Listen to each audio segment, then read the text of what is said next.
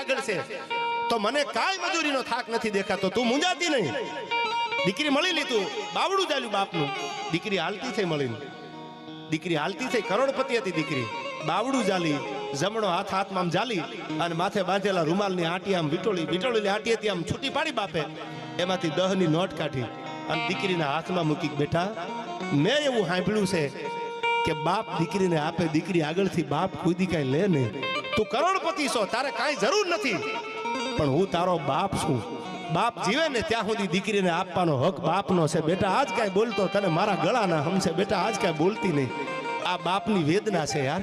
દીકરી કરોડપતિ હોય તો બાપને એમ થાય હું કાંઈક આપી દઉં, મારી દીકરીને હું કાંઈક આપું. આ બાપની છત્ર છાયા છે. અને આ છત્ર છાયા જેને ન હોય એ કોકને પૂછો તો ખબર પડે કે બાપની ગેરહાજરી શું કહેવાય યાર. ત્યારે મને ઇન્દ્ર ભારતી બાપુનું લખેલું બાપ માટેની કડી મને યાદ આવે.